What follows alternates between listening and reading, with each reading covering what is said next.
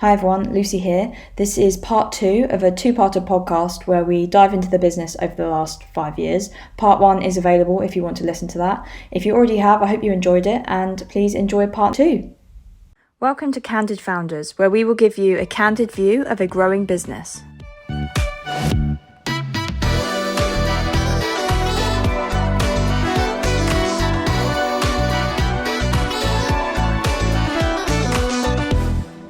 And so we had like our attitude towards the business. 2018, bit of a side hustle.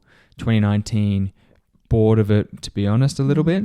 Not seeing really a massive future in bags, t-shirts or straws. 2020, took a loan, really reinvigorated by the sales predominantly, and then quit HSBC. 2021, first full year. 2022, I kind of joined more and more myself. Your attitude towards the business and the amount of time you've spent in it has really changed. Oh yeah, and I really wanted to bring up this point. I think it's so important that what you see that from me probably looks like I'm just switched on all the time, ready to go, and just screaming at it. Yeah, just like I just wake up shouting socks. Like it's not the case. Like it really is a roller coaster, and it's been. Every year has been slightly different. Yeah, I lacked a lot of motivation in those like couple of early years. I think naturally I was kind of juggling a full-time job. Do I want to stay there? Do I want to progress with that? Or do I want to kind of take a risk on it? Oh, I don't think straws are going anywhere. Like there's just so many like things going on that I think that you don't see behind the business. And I just wanted to call out that it's not all roses and puppies and just happy times. Like, and even now, like, it's tough. It's really hard. And I'll have days where I'm like, what are we doing? Like, I think especially now we've come into the early months of 2023. We had a great Christmas. Amazing. And then you come off the back of that and then January happens. And this is just retail in general. There's just no sales because everyone's like burnt out from Christmas, like they're reducing their spending. It's just natural that January tends to be very, very quiet. You know it's going to happen, but every time it does, it still hurts. You're just sitting there being like, wow, like, you know, I've got people on my payroll, I've got suppliers to pay, I've got my own salary to pay, and it's stressful. But I still love it, but it's stressful. And I think that probably doesn't come across enough because it's not something that I'd share on the Instagram. I'm pretty positive on LinkedIn with my messaging, which I don't show this side of it. And I think this is why it's quite nice to bring it up on the podcast. But sometimes it's really hard. I'm lucky I have your support. I think I'd be banging my head against a brick wall if it was just me because there's just so much to take on, like that mental load. But yeah, I think I want this to be a positive message that like naturally it is difficult. It's not all like, it's not happy all the time, but I'm going to continue doing it. I still really like it and motivated by it, but it is difficult. Yeah. And I think, I mean, not to overdo it, but I would also probably add in like, there's an element of time in the business as well and time on the business. So, you know, 2018, it was a side hustle. It was kind of just like, if there's energy there, why not do it? Just have like a bit of fun. 2019, you were kind of bored of it. So there definitely wasn't as much time spent. 2020, different kettle of fish. You know, start of the year, thinking about shutting down the business, end of the year, quit the job. 2021, full-time, 2022. And that timing, you've probably enjoyed the business more and more as you spend time on it. And that's probably a pretty good indicator for you if you're like actually wanting to be there. Speaking to a few founders that they're kind of like, well, I don't really know. I'm not sure about the business. Well, of course you're not sure about the business. You couldn't really go into it full time. Yeah. You've not really had a chance to roll the dice on a bunch of opportunities. So that's okay. Don't worry about it. Yeah. You're right. I feel like I've got my energy back out from when I've put my energy in. Like, what is it? Action precedes motivation. Like, really, you're not gonna, if you're just sitting there not doing it, you're not gonna be motivated to do it. But as soon as you go and do it and just kind of get stuck in, then you'll get that energy back out and you'll start like seeing opportunities and things like that. I mean, it's in our numbers. 10 absolutely. times when I quit my job. And I don't think there's lots of factors that help with that, but just because I was putting my full time and energy into it, it just started to blossom. So I think there's something important there. And I don't think everyone could be in the position to just quit their job and go for it. But I mean, just, I guess, consider it. But I took 2.5 years of growing the business and kind of playing around before I quit my job. So like there's a lot of work and I guess stress behind it before I got to that decision. It didn't just happen overnight. Well, you swapped a nice, comfortable salary at a big corporate to... For nothing. For nothing to begin to with. start with. And then you started to build up a revenue stream of a business that got to 200K in that next year. Bit of luck in there, but God, did you put yourself in the right position for luck? Yeah. And I didn't, actually, it's a good point. I didn't take a salary in the first few months when I quit, and I didn't think I would for a while, but then I hired an accountant and she was like, you absolutely should be taking a salary, because otherwise, you know, if you end up making a profit, that just gets taxed and you haven't even paid yourself yet. So you should be taking a salary. And I'm still on the same salary. Like, it's just a kind of like standard director's salary. So yeah, it's not, the business is doing well, but I'm not at the stage where I'm earning more than I was at the bank. However, quality of life has gone way up. Yeah, you're not maximizing profit, you're maximizing your quality of life. And assets, because obviously I own the business and it's hopefully potentially a really like big asset for me one day, you know, I own it. So yeah, it's just a kind of different form of wealth, I guess, compared to just kind of getting in a salary every month. Yeah, and I think extrinsically as well, you know, the motivation changed from, okay, you got a lot of sales in, you know, 2020 that enabled you to quit.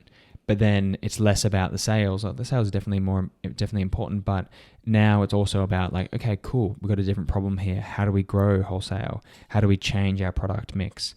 What are we going to do next with the team? So there's probably something more intrinsically about the attitude to the business 100%. As well. Like that's the stuff that gets me excited. Like, I'll have a day on the whiteboard where I'm like, oh, let's do this and this, and this is our strategy, and I can see a growth opportunity here. That's when I'm at my happiest. Not even really thinking about the sales. Like, to be honest, I look at this revenue, like we looked at the revenue at the end of the year, and, you know, I remember my mum saying, are you not like super happy with this? Like, look what you've done. And I'm like, oh, I hadn't really thought about it. Like, yeah, absolutely. Oh yeah, shivers, I should be happy with this. Yeah. This is a great achievement. But that's probably also, you know, our anxious overachiever, mindset coming in, being like, we're not doing enough. And now it's quiet. Now I'm really feeling it. And I'm like, bring back Christmas, please. Bring back jingle tills. And so I guess kind of, you know, on energy that was put into the business, team is probably the next big point. So Lucy, I'd say probably casual 2018, 2019, casual, then full-time, or really kind of like close to quitting, 2020, then full-time. Then you've gone full-time into the business. Onwards from that point, you've then added in Jess in May 21, Bushra June 21, Beth quite shortly after that. And then we've added in Martina. We've had Jordan and Lauren kind of working together with us, and then your sister as well. Yeah. So team has grown massively. There's not everyone there is full time. There's quite a lot of part time in there as well. That's been helpful, and I think that's been a really big point to also help grow the business as well. Yeah, definitely utilizing various programs and offers, because Jess came on through the Kickstarter program with the government, which was shout out to Rishi Sunak. Yeah, go Rishi, because that was like a 6-month, basically anyone that was on universal credit, and there were a lot of people because it was in the midst of COVID, loads of grads leaving uni, can't find work, so a lot were signing up for universal credit, and this was a program to get businesses to hire them for 6 months, paid for by the government, and yeah, just get them some work experience, and no guaranteed job at the end of it. Like I was going into it thinking, I can't afford to hire someone, but sure, let's do a 6 month. I mean, Jess is still full time with us today, so I mean that's a testament to her. She was so good that I was like, I want to keep you. Bushra, similar. She was actually through a internship program through Warwick, her university. So same with Beth and Martina. All three of them came through this like intern program. It was a summer intern program paid for by Warwick. all three of them. Massive shout out to University of Warwick. Yeah, amazing so they helpful. do this. Yeah. I don't think the exact same program's available anymore, but they do variants of it. And very, very high caliber students coming out of this university, because all three have kept on in various either full-time, part-time, or kind of working on more freelance basis. And yeah, we've just benefited so well from that. And I think that is about utilizing those opportunities, because I haven't hired anyone straight into a full-time salaried position. I've kind of used those opportunities, brought them on board, and then decided actually we work really well together. I'd like you to stay on. So I guess, is it that lucky word again, or is it just making the most of those opportunities? Because those opportunities were there for so many people, but I'm sure there were loads that did not utilize them. Tons. Yeah. And I think we were very lucky in particular on the University of Warwick. I think we probably did get lucky with Jess. Yeah, it was at the start of the Kickstarter skit. Like, there was a really good pool of people at the start of the program. I think it started to get less and less so as they went along. I did definitely actually get really lucky with Jess, because when we signed up, you sign up to a location. So I signed up through my university, so Norwich, and I was meant to be assigned to the job centre there and get in Norwich students and young people. For some reason, some admin error assigned me to some place up in Glasgow, which is where Jess is based. So her application came in, and I was like, weird, she's based in Glasgow. And I had a few other Scotland based people. It was meant to be, I guess, because absolutely.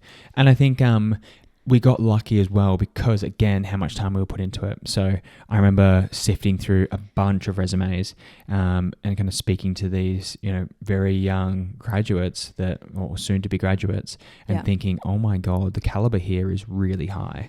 And we kind of put it out there. And I think that's probably, at least, and all businesses really should, if you're kind of sitting there thinking, I'm a massive profit maximizer, that's okay. That's kind of you're up to you, but add the purpose into there. It's so powerful. 10% of profits to the animal on the sock. We are just trying to do a little bit better, and we're trying to save the world one sock at a time. And for young people in particular, it's an incredibly powerful motivator. And we had so many people that chose us because we tried to really, push that we're trying to do a better thing. It's not just profit for us, and that kind of in turn also help profit. Yeah, I think we're offering a very good work space for these young people. There's a purpose. There's, I'd like to think, quite a young dynamic team. But also the flexibility, work where you want, when you want. The only thing I think we currently cannot offer is an office. And somewhere to go. And I think it's balancing that. That's going to be an interesting journey for us, because we do work very flexibly. We spend half our time in Australia, so an office space isn't really an option for us at the moment. But I wonder if that will become a thing that deters people. It depends. I think after the pandemic, a lot of young people were like, I want to work flexibly, I want to work from home. So it's benefiting us at the moment. I don't know whether that would change and people want more hybrid, but at the moment everyone's loving it and working from home. We've got a meet up in March.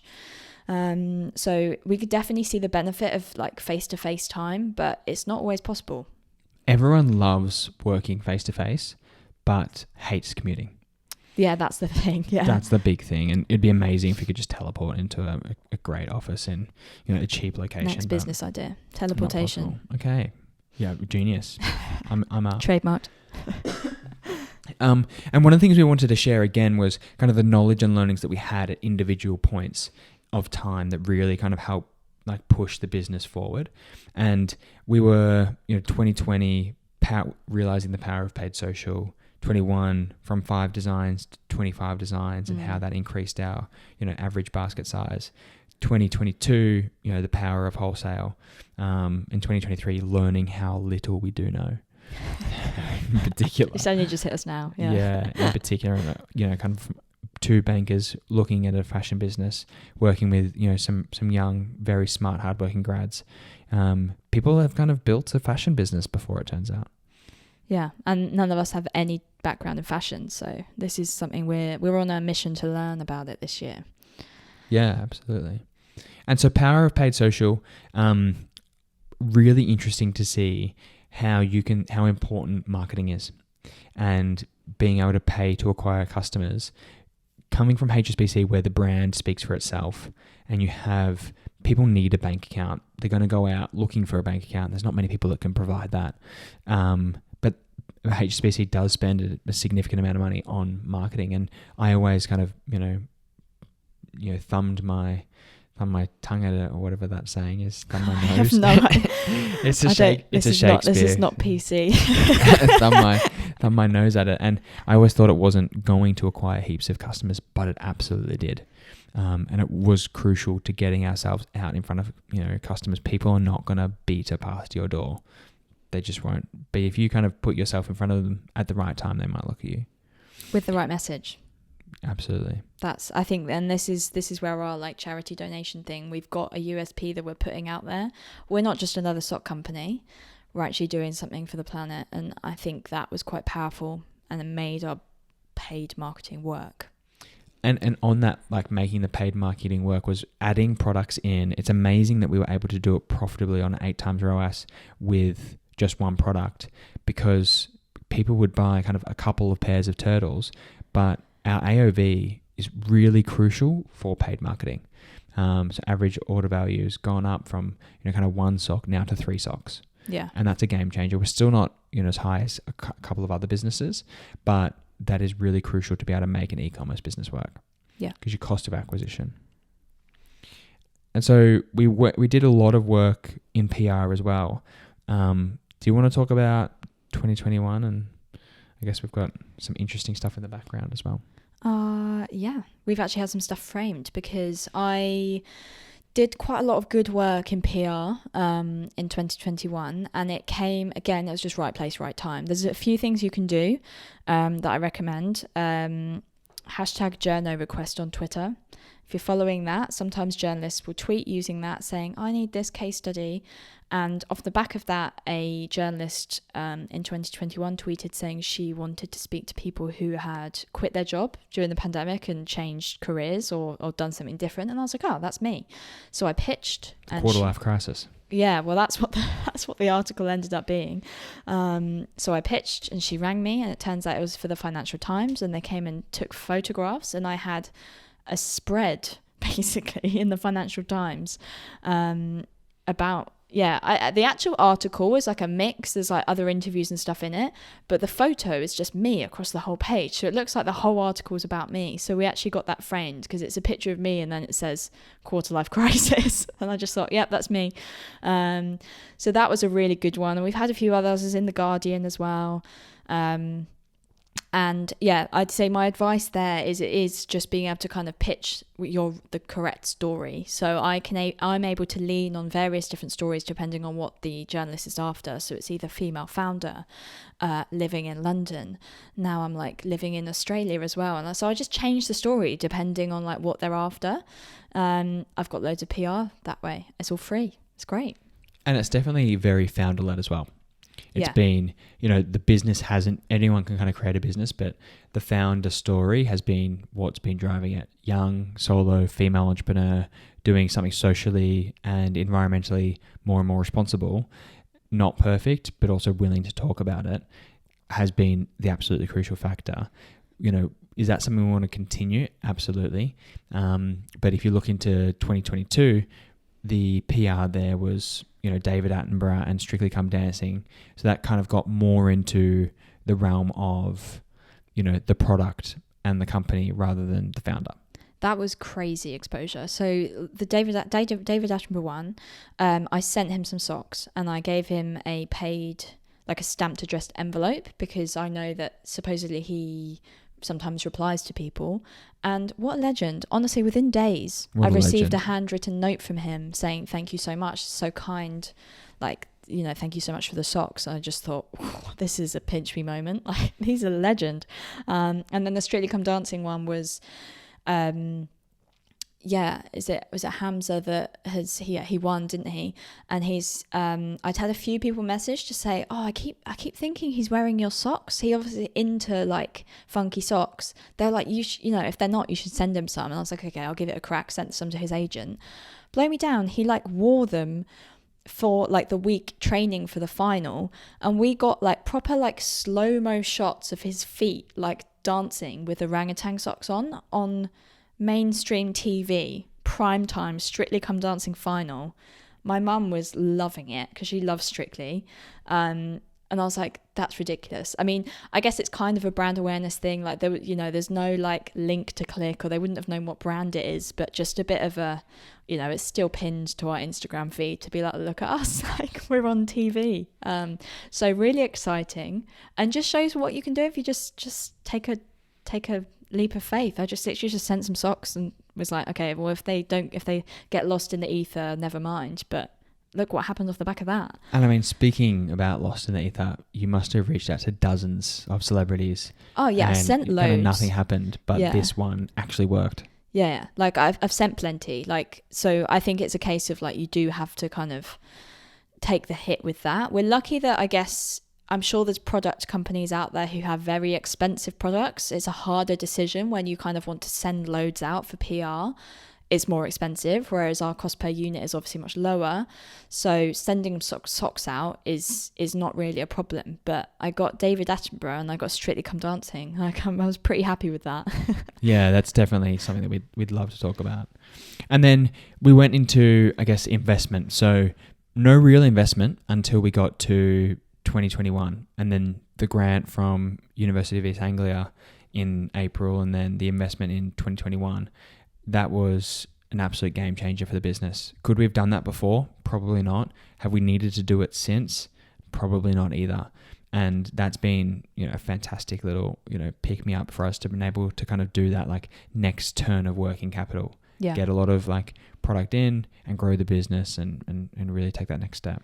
Yeah, it was really important and it just shows how quick the business changed, because it was at the start of 2021 that I found out about the UEA grants that they do, and I thought, right, I'll go for their low-level grant, which was Grow It grant, 7.5 grand, just a grant, free money into the business, just to kind of help boost you. Like, it's amazing how much 7.5 grand just disappears when you're running a business. And I thought that's it, because their next level up was 50k investment, and I thought I just don't think we're ready for that. But we took the 7.5k. That was great. You know, we won that. I did like a pitch and everything and got that. And then a couple months later, I was like, we could actually really do with some more money. And so I very quickly turned around and was like, I actually need to apply for the Scale It. And I just, because I did not think we'd do it. And then we ended up really needing the money. We were planning for a big Christmas. We needed to get stock in.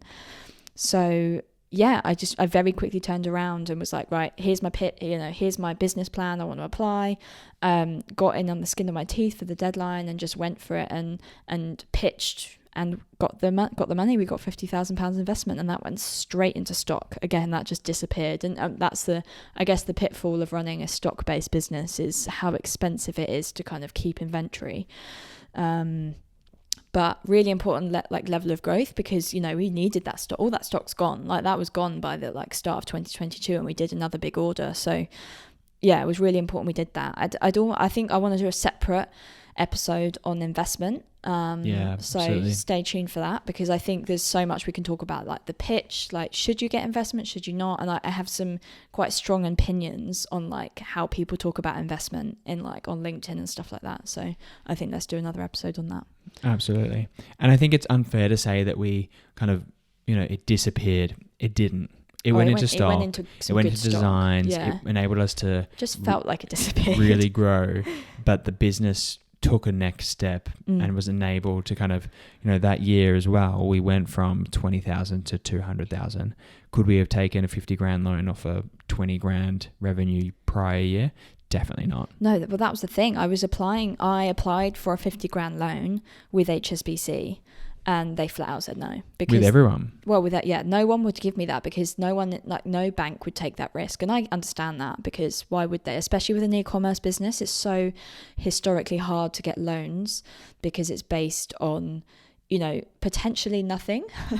So if you don't have the sales to back it up, So you tend to, as an e-commerce business, have to go, if you want a loan, you need to go for these more modern companies that are doing loans based on your revenue, and they'll kind of plug into your Shopify and your bank account and understand your revenue, and then they'll give you an offer and you pay back a percentage of revenue. That's the route you'd go down. That wasn't enough money for us. So we're actually very lucky that we had the investment opportunity through UEA. Yeah, and that kind of enabled us to go for really more designs. And we were lucky enough to kind of scale up.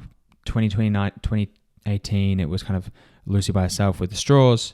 2019, Fiverr animals. 2020, kind of the same. We're just kind of getting like a couple of animals done. Then Lucy, you went hard into your own designs before we transitioned to getting in a Fiverr person to come in and help a lot. And then we were lucky enough to a great intern in Martina, who's now doing our designs. And each step has been, I guess definitely a game changer in terms of growth. Yeah, that's an interesting one because it shows I originally outsourced and then bought it in-house. So started with a freelancer off Fiverr. Then I started doing it myself. Just because I started drawing during lockdown and was like, I can do it myself. And it felt like quite a quick process because I could kind of iterate just, as we were just like chilling out in the evening. But it turns out, I can do a good enough design. Like, some of our best sellers are the designs that I did. But because I'm not a designer, it took me that much longer to get it right. And it got to the point I was like, no, I need to outsource this again. So then I outsourced it again to another freelancer who she came off platform in the end, and we started working with her more directly. She was in Slack, so we had that like relationship. Then Martina came on board, and now she's like our in-house designer, and her designs are really good. Guys, you're going to be excited for designs that are coming out this year. They're going to be so good. Like, she's just really, really good. And I think you can see the difference between my designs and hers just because she is an actual designer. Yeah, absolutely. But there's still the best sales that we get is from the original OG orangutan, which is crazy. Yeah, like it's so nuts because it's such a simple design as well, and not much thought went into it, and it just kind of was like, let's just, it's an orange monkey basically. So yeah, I think I'm happy with the way designs are going, the direction we're taking now. And outsourcing was a really crucial part as well to grow the business. And so designs were outsourced in 2018. For film, kind of outsourced to mum, outsourced accounting in then 2021, and then we changed accountants, and then we kind of bought our designs in-house as well, or kind of away from you in particular of doing the work. So outsourcing at every point I think has helped kind of scale us to that next step, get those experts in. We don't need a full-time accountant, probably don't need a full-time designer yet, and we didn't need to have our own website, our own wholesale fulfillment and distribution center until we're kind of at that scale. And so outsourcing or insourcing at the right times has been crucial. Yeah, absolutely. And being able to kind of flick that switch. Accounting was an important one because I did it myself the first couple of years. I was just guessing. I had no idea what I was doing. And then so when I eventually hired an accountant... Oh my God. It was terrible. When I wasn't like profit making, so it was fine. So it wasn't like I was avoiding tax or anything. But when I hired an accountant, I had to pay her to resubmit the accounts that I'd done incorrectly on the previous years. And again, nothing changed. It's not like I owed tax or anything. It was just the systems are now correct. But yeah... I think that was my first proper outsource accountant. And it's an important one to get right. Yeah, and even though we did outsource it, we did also keep quite a lot of the understanding of the financials in-house.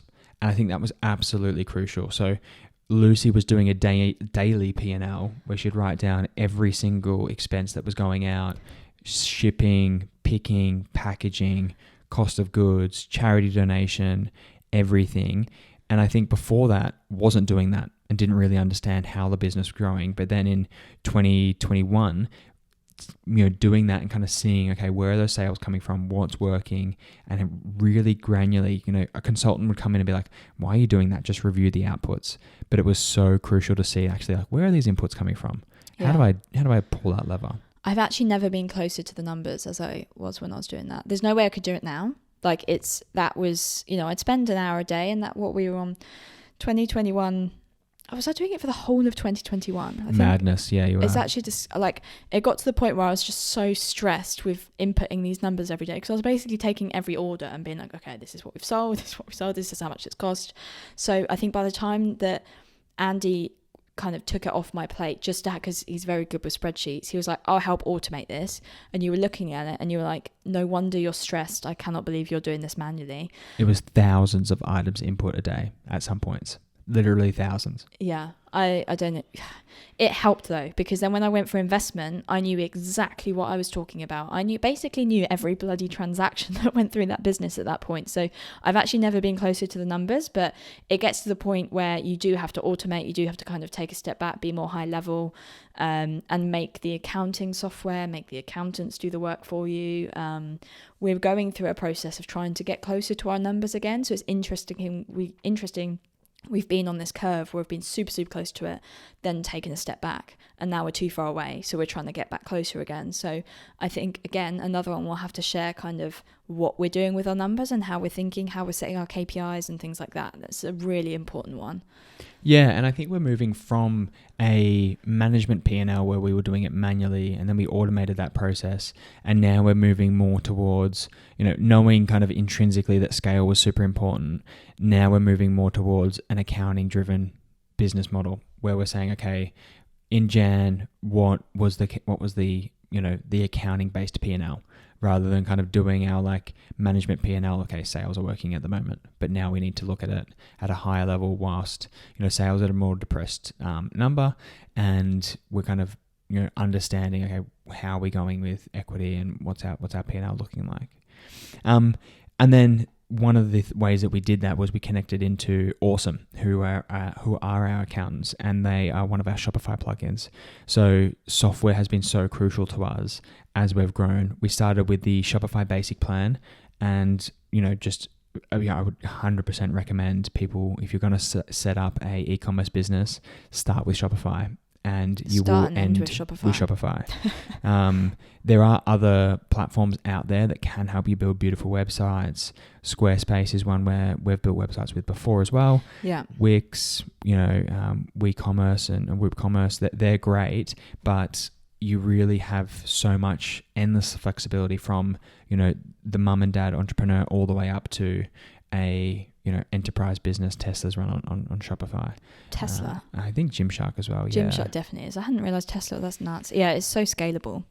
Yeah, and they've also enabled us to then bring in other people. So we went to a Shopify Plus plan in 2021. So not Plus, just the next level up. And we were able to bring in, different people, Jess to work on the website, Busher as well. And we brought in, I guess, a few more apps as well. So Layout Hub to help us like just design a beautiful website and landing pages, which were super helpful. We brought in some GDPR cookies just to kind of make sure we're staying compliant. We've got the judge.me reviews, so we can have some verified reviews. I think we're now up to 600 plus 5-star reviews, as well as a cross-selling app, which have all of them helped bring in a different level of sophistication to the website and proving to everyone that comes to our website that actually we've got a pretty decent business here. Yeah. And these are socks that you can trust. Yeah, I think Shopify is great. The amount of apps you can add, like you could go to every Shopify website that's been built in the world and they'd all look very different just based on like the amount of apps that you can add. Very affordable as well. Some of these apps are free, some of them have free trials, or they're just like a monthly payment. Like we're not spending heaps on the website, and I just so thankful for the era we're in building this business. How did people do it? The cost to do this is crazy in comparison. You're absolutely right. You'd have had to like custom build a website and had like a developer and a coder to do it and regularly do it. Whereas right now I can just go in, I can change anything, just click, done. And it's so affordable. Oh, it's amazing. And it's also helped us kind of scale where we probably couldn't have scaled before. So one of the apps that we bought in last year was an app called Inventoro. And we were doing on an Excel spreadsheet, trying to work out what was our sales by SKU and how many were we going to order for each SKU. And this time around, we were able to actually take that step back through, crazy machine learning models in Inventoro and say, okay, what are we going to build? How much are we going to buy of that particular sock, And, you know, that's a department of people that do this type of forecasting. You've got analytics departments, buying departments, and we were able to like outsource that with Inventoro. So even though it's, you know, I think it's like £30 a month, that's just worth its weight in gold for us. It is, yeah, because it just got to the point that you do something manual to save costs, and then it becomes your time is worth more to you, and so you pay for it. That's essentially some of the decisions we make. Sidebar, whilst we're talking about website, I think we should talk about domains. Oh, good idea. Because we started with bearkind.co.uk. So that's what I started on. I was stupid. I didn't buy bearkind.com. No, I wasn't stupid. I just had no idea what I was doing. We had to be cheap.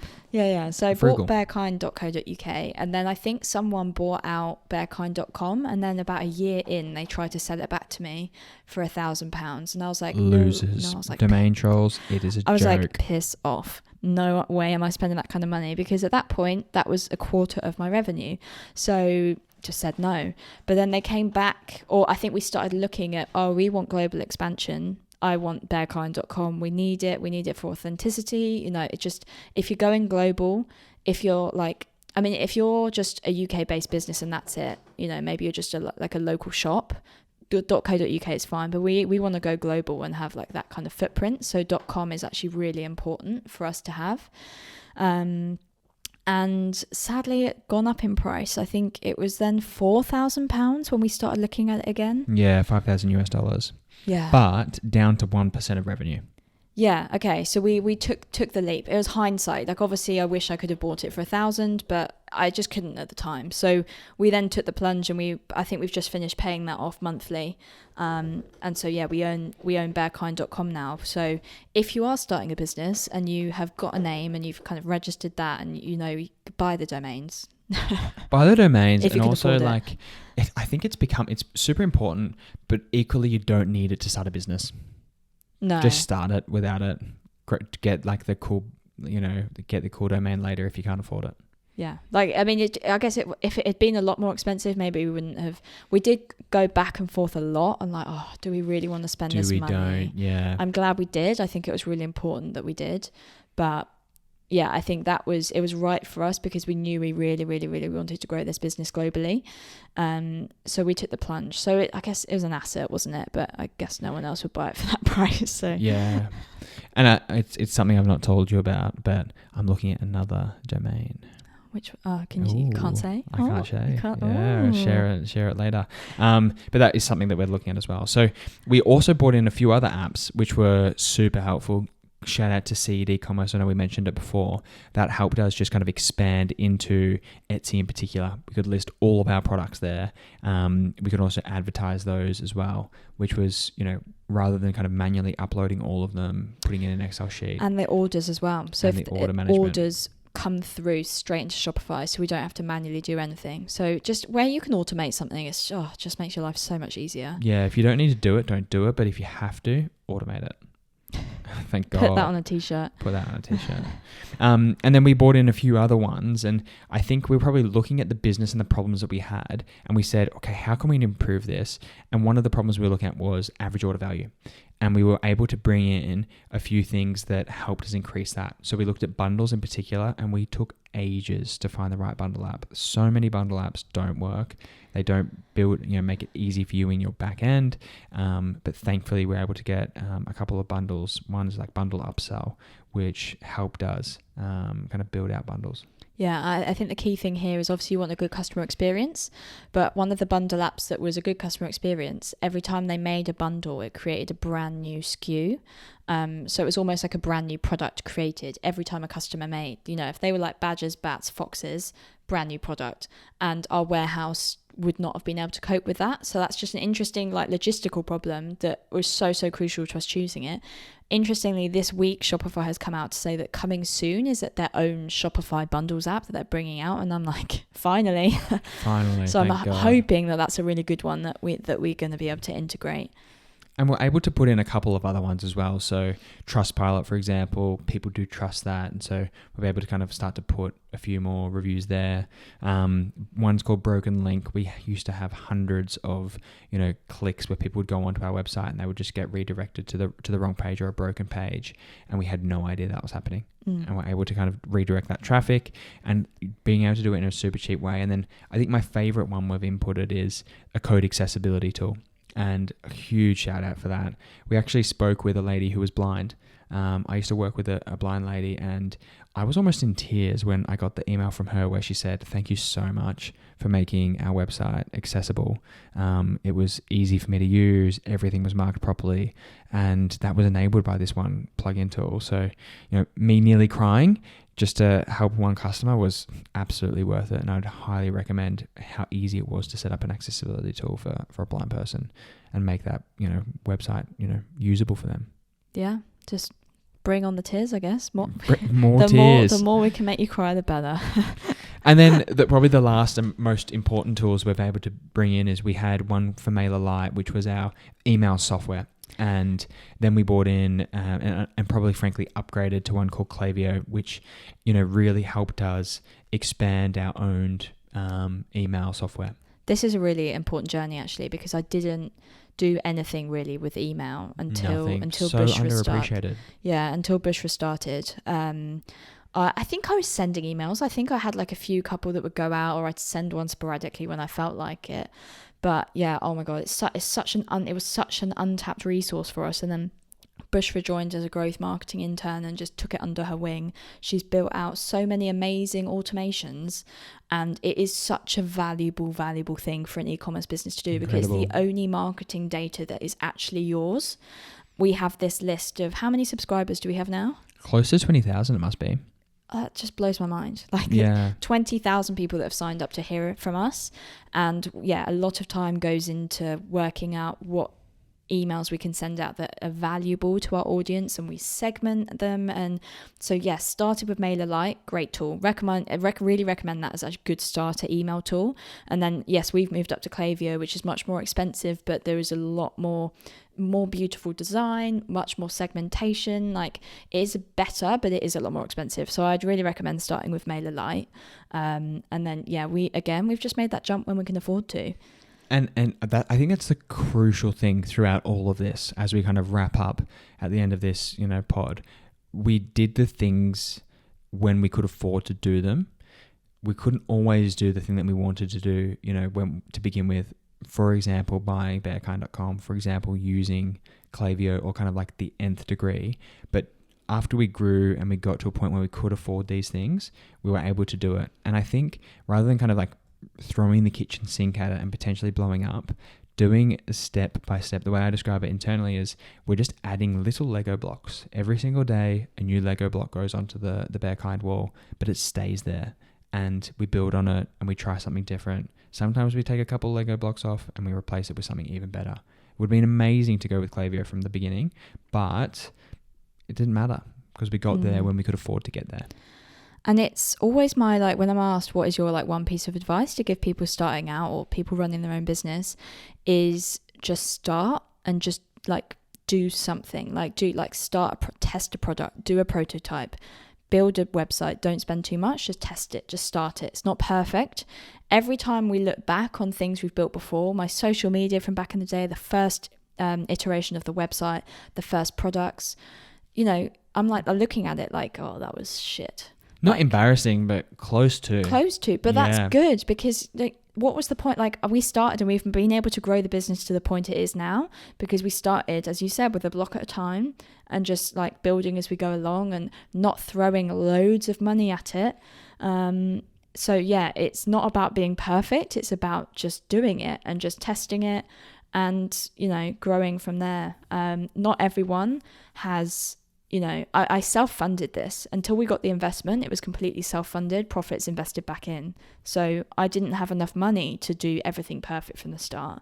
And I think that's okay. And I would probably also say it's not self-funding even yet. If we weren't in the position where I was working full-time to support us, it wouldn't have got to the place where it got to into, you know, kind of like last year. And that's crazy. Like, people kind of see the business building and building, but, you know, we met quite a few entrepreneurs even just yesterday and today where they've got this amazing brand, amazing business, but they're still working full time and they're doing this on the side. Yeah. So this like growth can be supported by people doing that on the side. And I think that's a really crucial lesson as well. Yeah, 100%. And I think that's the message I want. And this is why we're doing Candid Founders. Like, it is really to show you like the background behind the business and what's really going on, because I share a lot of positive stuff on LinkedIn. Like, I really use it as a platform just to shout about good things we've done. But yeah, I had to, you know, last year was the first time that I had to like go into my savings, and my savings went down because I didn't have enough money in my current account from this job. Like, and that's fine. Like, I kind of went into this business not thinking I was going to just suddenly come out with loads of money and just be sitting pretty. Like, it's a goal for me this year to kind of build up my savings again, but I don't know, that might not be able to happen. I think we're on for a challenging year, but I think it's just really important to show that it's going well, and I'm really pleased with the progress, but it's hard work to get there. Yeah, absolutely. And I think that's probably a good place to like finish it. Hard work, but super rewarding work. Yeah. And, you know, that's something that we want to talk more about, I think, as the, you know, the podcast expands. So I think we'll probably leave you there. If you haven't already, please like, subscribe, send us a comment, send us an email. Send us questions. We want to hear about you and your businesses and your ideas, and understand where you are in your journey and how we can help. Like, yeah, absolutely. Because at the moment it's just us talking to each other, and maybe no one will listen, but I hope there's someone out there that finds this useful and comes to us and says, oh, actually, can I ask a question about this? That would be my dream. I just want one person to ask a question. That's unfair. We get heaps of people asking questions all the time. I think it's maybe just questions from this. Yeah. And that's kind of like the genesis of this podcast anyway. We want to share something with people, and we also want to do it selfishly for ourselves because we really find this super valuable. This is the first time we've sat down and done a complete review of the past 5 years of the business. We would not have done this unless it was for actually like, let's think about it, something that we want to like share with people and work that through. So encourage people to do that as well. So yeah, like, subscribe, and hit us up for more. And thank you for listening to Candid Founders. Thanks, I'm Andy. Everyone. And this is Lucy. We'll speak to you next time. Cheers. Bye.